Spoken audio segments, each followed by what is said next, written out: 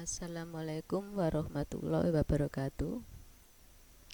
Anak-anak, sebelum kita mulai pembelajaran, terlebih dahulu marilah kita berdoa menurut keyakinan kita masing-masing, supaya dalam pembelajaran kita kali ini bisa bermanfaat bagi kita semuanya. Amin.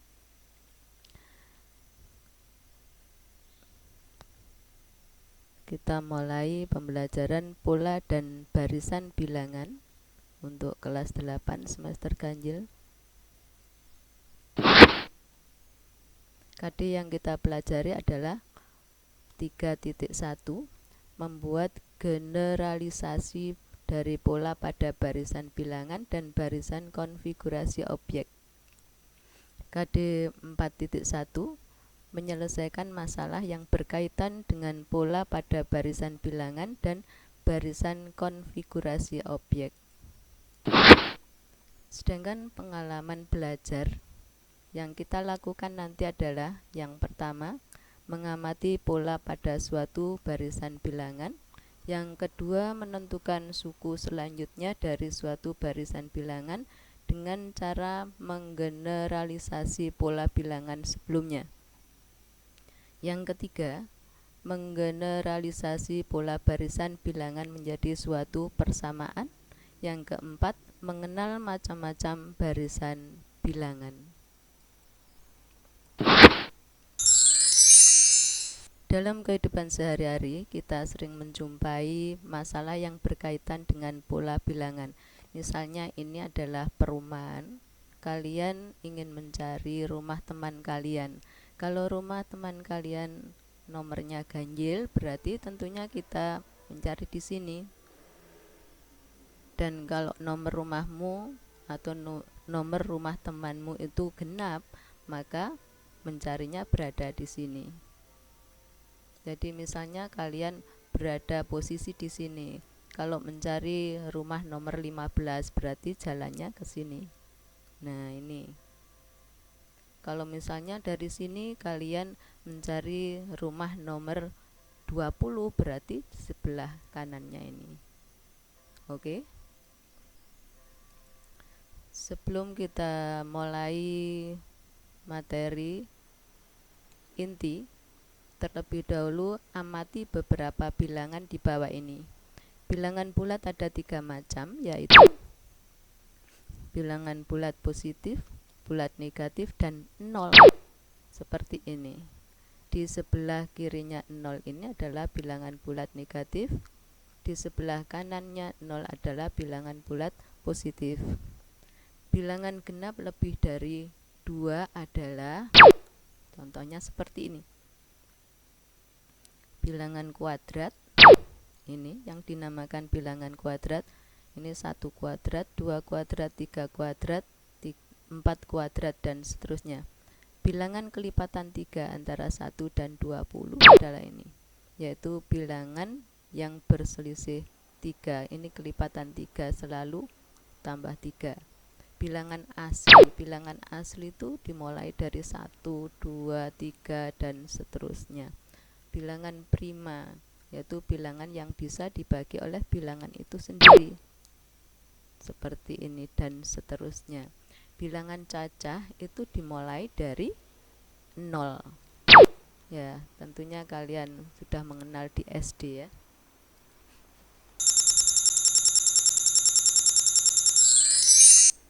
Kita mulai pokok permasalahannya, yaitu pola bilangan dan barisan bilangan. Pengertian barisan: jika bilangan-bilangan diurutkan dengan aturan tertentu, maka akan diperoleh suatu barisan bilangan. Tiap-tiap bilangan yang terdapat dalam barisan bilangan disebut suku dari barisan itu. Jika aturan dalam suatu barisan bilangan diketahui, maka suku berikutnya dari barisan tersebut dapat ditentukan. Contohnya seperti ini.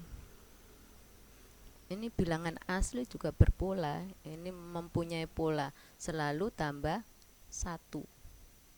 Jadi aturannya adalah tambah 1 atau naik 1. Yang kedua, ini juga berpola, ditambah 1, tambah 2, tambah 3. Berarti untuk bilangan berikutnya adalah ditambah 4. Berapa kalau ditambah 4? Yaitu 12. Misalnya lagi seperti ini. Ini juga pola bilangan berpola, ditambah 2 dikurangi 1 tambah 2 kurangi 1 dan seterusnya. Berarti kalau ini dikurangi 1 maka berikutnya ditambah 2 yaitu 6. Tiap bilangan pada tiap barisan itu dinamakan suku. Jadi misalnya ini adalah suku yang ke-1, suku yang kedua, suku yang ketiga dan seterusnya. Ini suku yang ke-1 adalah 2, suku yang kedua adalah 3, suku yang ketiga adalah 5 dan seterusnya. Begitu juga untuk yang ini. Ini suku yang ke-1, suku yang kedua, suku yang ketiga, suku yang keempat dan seterusnya. Perhatikan contoh. Dari gambar di bawah, lanjutkan 2 pola lagi, kemudian tulislah barisan bilangan yang menyatakan banyaknya titik. Ini kalau kita gambar lagi, perhatikan polanya. Ini 1, terus di bawahnya ini diantaranya ini ditambah lagi, kemudian dari sini ditambah lagi antara titik yang ada di atas itu. Ini kalau kita tambahkan lagi berarti titik-titiknya ada di sini. 1, 2, 3, 4, 5. Seperti ini. Tulislah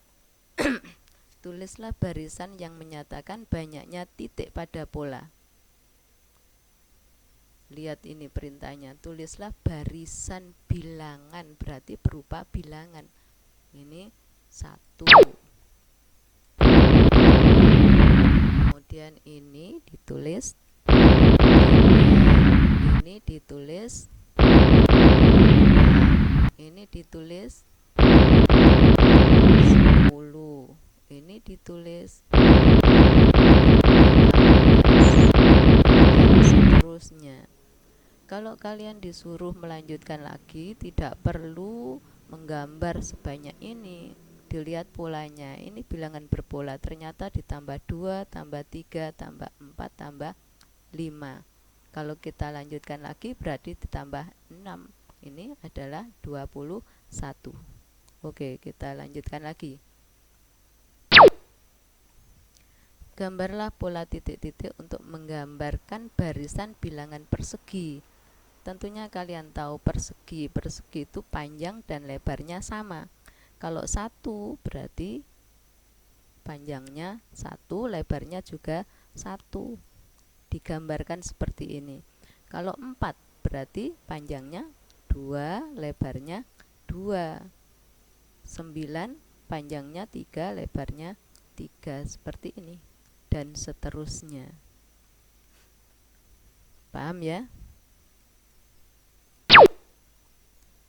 Pada gambar ini menunjukkan suatu barisan pola yang disusun dari batang korek api. Jadi ini terdiri dari batang korek api, berarti ini ada 4 batang korek api. Tambahkan 2 pola berikutnya dari barisan itu, kemudian tulislah barisan bilangan dari ini, dari A, B, C ini. Kalau kita menambahkan, dilihat dari polanya nih. Ini 1 persegi, 2 persegi, 3 persegi, berarti di sini ada 4 persegi ya. Kalau ditambahkan lagi berarti ada 5 persegi. Sekarang perhatikan. Tulislah barisan bilangan dari banyaknya persegi pada pola. Pola yang pertama banyaknya persegi berapa? 1. Yang kedua 2, yang ketiga 3, yang keempat 4. Untuk selanjutnya tidak perlu menghitung persegi-perseginya, ini kita lihat polanya. Ini tambah 1, tambah 1, tambah 1, berarti berikutnya adalah 5 dan seterusnya. Untuk yang B, banyaknya batang korek api pada pola. Ini tadi 1, 2, 3, 4 ya. Berarti berikutnya ini ada 4 ini tadi, ditambah lagi 5, 6, 7. Ini kalau kita hitung dari sini tadi 7 tambah lagi 8, 9, 10. Berikutnya lagi dari sini tadi 10, bertambah lagi 11, 12, 13. Tentunya kalian tidak perlu menghitung lagi, bisa dilihat ini karena ini berpola ya. Ditambah 3 tambah 3 tambah 3, berarti kalau dilanjutkan adalah 16, dilanjutkan lagi 19 dan seterusnya. Untuk yang C, banyaknya persegi dan persegi panjang pada pola. Jadi persegi dan persegi panjangnya ini dijumlah. Untuk yang pertama ini perseginya hanya 1. Kemudian yang kedua perseginya 2, persegi panjangnya ada 1, berarti semuanya ada 3. Untuk berikutnya ini perseginya ada 3, persegi panjangnya ini ada ini 1 yang memuat 2 persegi. Kemudian ini lagi 2 memuat 2 persegi. Satu lagi ini memuat 3 persegi. Berarti semuanya ada berapa? Berikutnya ini perseginya ada 4. Kalian hitung. Persegi panjang yang memuat 2 persegi ini 1. Kemudian ini 2. Ini 3. Kemudian yang memuat 3 persegi ini 1. Kemudian ini 3 persegi. Dan yang memuat 4 persegi yaitu yang paling besar ini. Maka seluruhnya ada 10. Dari sini tidak perlu menghitung lagi di sini. Dilihat polanya. 1, 3 berarti tambah 2, tambah 3, tambah 4, maka berikutnya adalah 15 dan seterusnya. Yaitulah anak-anak mengenai pola bilangan atau bilangan yang berpola. Perhatikan lagi, ini ada pita yang berwarna merah, putih, biru. Kalau ada yang menanyakan angka 2345 ini terletak pada warna merah, apa putih, apa biru, tentunya kalian bisa mengamati. Yang terletak pada warna merah itu 0, 3, 6 dan seterusnya. Yang terletak pada warna putih 1, 4, 7 dan seterusnya. Yang terletak pada warna biru adalah 2, 5, 8 dan seterusnya. Kita bisa membuat tabel demikian. Nah, tadi merah ini kan, kemudian putih ini, biru. Sekarang kamu perhatikan, kalau kita amati yang terletak pada warna merah, bilangan-bilangan ini jika dibagi 3, ini tidak ada sisanya. Sedangkan bilangan ini kalau dibagi 3, ini sisanya 1. Bilangan ini kalau dibagi 3, sisanya 2. Berarti kesimpulan kita, kalau suatu bilangan dibagi 3 tidak ada sisanya, berarti terletak pada warna merah. Kalau dibagi sisanya 1, maka warna putih. Dibagi sisanya 2, maka warnanya biru. Sekarang yang ditanyakan tadi adalah 2345. Ini dibagi 3. Coba kalian bagi 3, sisa berapa? Ini dibagi 3. Ternyata kalau dibagi 3 sisa berapa? Sisa 2. Berarti angka atau bilangan 2345 itu terletak pada warna ini tadi. Sisa 2 berarti warna biru ya. Oke, kita lanjutkan lagi. Ada lagi bilangan Fibonacci. Perhatikan pola bilangan berikut. Setelah 0, 1, 1, 2, 3, dan seterusnya. Bisakah kalian mencari polanya? Kalau kita amati ternyata ini 0 tambah 1 adalah 1. Kemudian 1 tambah 1, 2. 1 tambah 2, 3. 2 tambah 3, 5. Dan seterusnya. Berarti ini kalau kita lanjutkan berapa? Berarti ini kan 13 ditambah 21, yaitu 34. 34 di sini. 21 ditambah 34 adalah 55.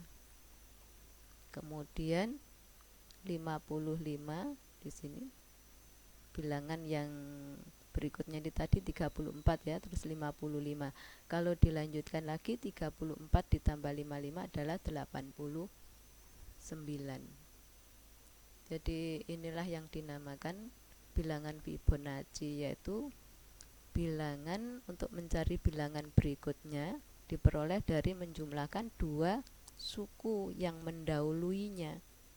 Jadi untuk memperoleh 13 berarti menjumlahkan dua suku yang telah mendahuluinya.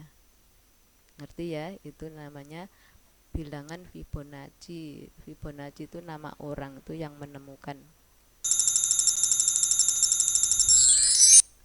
Kita lanjutkan. Menemukan pola dari perhitungan. Contohnya seperti ini. Jumlah bilangan yang berurutan memiliki pola tertentu. Misalnya pada bilangan ganjil. Ini bisa kalian amati. Kalau kita menjumlahkan dua bilangan ganjil yang pertama, berarti ini 2 kita jumlahkan, hasilnya adalah 4. Kalau kita jumlahkan 3 bilangan ganjil yang pertama, jumlahnya 9. Kalau kita menjumlahkan 4 bilangan ganjil yang pertama, 16. Kalau 5 bilangan ganjil yang pertama jumlahnya 25. Begitu juga kalau 6 bilangan ganjil yang pertama adalah 36.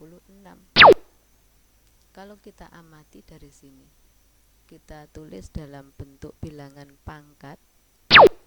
2 pangkat 2 berarti ini sama dengan, dari sini bisa kita lihat hubungannya. Ini jumlah 2 bilangan ganjil berarti ini 2 pangkat 2. Kalau 3 bilangan ganjil yang dijumlahkan berarti 3 pangkat 2. Kalau 4 bilangan ganjil yang dijumlahkan berarti di sini adalah 4 pangkat 2. Kalau 5 bilangan ganjil yang pertama dijumlahkan maka jumlahnya adalah 5 pangkat 2. Kalau ini 6 berarti ini adalah 6 pangkat 2. Bagaimana kalau diganti n bilangan ganjil? N ini bisa diganti-ganti, misalnya diganti 10 atau 100 bilangan ganjil pertama. Kalau n bilangan ganjil yang pertama adalah, dilihat dari sini tadi, berarti ini adalah pangkat 2. Ya, tidak terasa kalian sudah menemukan rumusnya untuk menjumlahkan bilangan ganjil yang pertama. Kita lanjutkan lagi. Contoh 2. 2 pangkat 2 dikurangi 1 pangkat 2. Kalau kita hitung biasa, 2 pangkat 2 adalah 4. 1 pangkat 2 adalah 1. Kalau dikurangi 3. Ternyata kita sama artinya dengan menjumlahkan ini 2 ditambah 1. Misalnya lagi ini sama artinya menjumlahkan 3 tambah 2 yaitu 5. Ini kita jumlahkan ternyata sama dengan 7. Ini kita jumlahkan sama dengan 9. Sekarang kamu perhatikan ini. Tidak sembarang bilangan yang berlaku seperti ini. Kita amati, kalau ini 2, ini 1. Kalau ini 3, ini 2. Kalau ini 4, ini 3, 5, 4, berarti berselisih 1. Kalau ini 2 dikurangi 1 adalah 1, 3 dikurangi 1 adalah 2, 4 dikurangi 1, 3, 5 dikurangi 1, 4. Sekarang kalau dibuat seperti ini, kalau ini A, berarti ini adalah A dikurangi 1. Maka A kuadrat dikurangi A dikurangi 1 dalam kurung kuadrat. Maka kalau kita gunakan seperti ini, kalau ini 2, 1 berarti 2 tambah 1. Ini 3, 2, 3. Berarti ini adalah ini A ditambah A dikurangi 1. Kita buka kurungnya, ini menjadi, nah sekarang kita sederhanakan, A tambah A, 2A dikurangi 1. Nah, tidak terasa kita menemukan rumus lagi. Apabila bilangan depan dengan bilangan belakang ini selisihnya 1 atau kurang dari 1, maka kita bisa menemukan rumus seperti ini.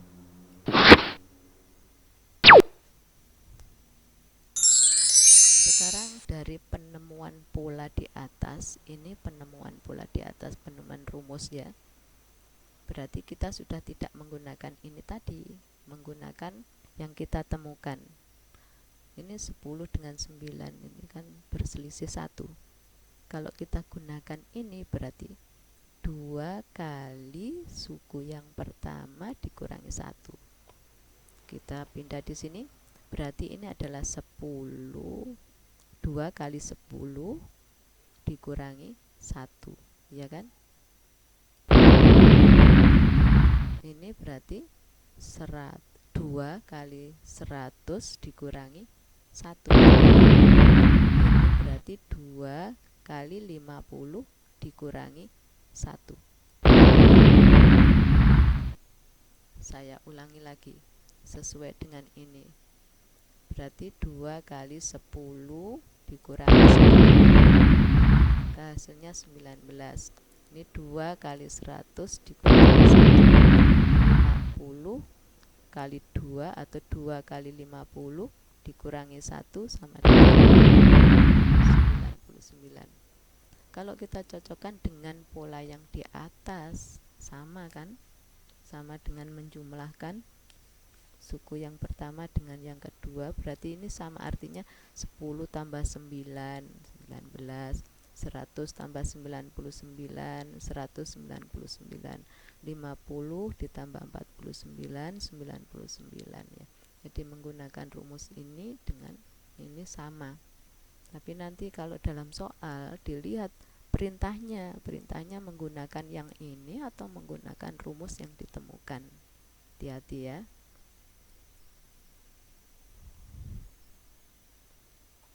Sebelum kalian mengerjakan tugas, nanti ada tanya jawab. Apabila ada yang kurang dimengerti, kalian bertanya melalui WA pribadi saya atau melalui grup. Tapi lebih baik melalui grup biar teman kalian tahu apa yang kalian tanyakan dan apa jawabannya ya. Untuk tugas ini dikumpulkan di linknya Bu Ani, nanti saya beri link untuk pengumpulan tugas ya.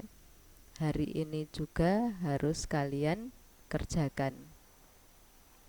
Perhatikan tugasnya nomor 1, caranya mengerjakan seperti ini. Perhatikan pola berikut ini dan seterusnya. Tulis pola bilangan, berarti berupa bilangan yang berpola.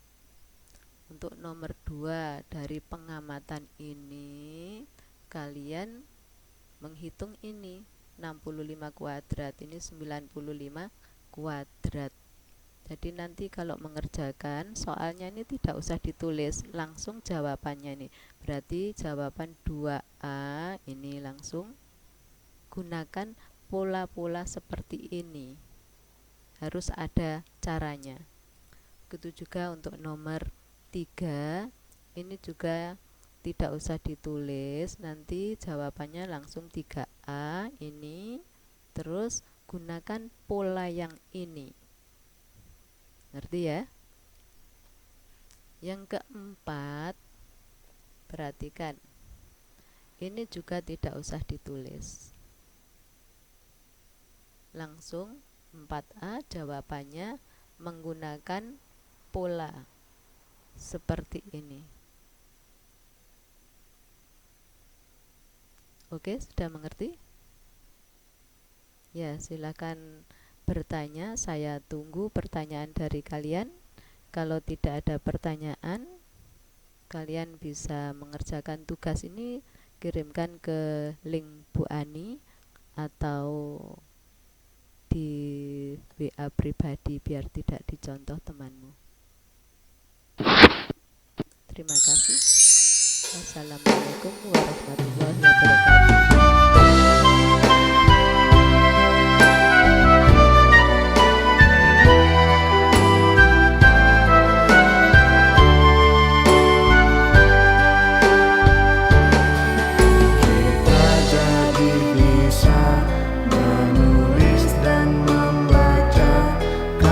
Sia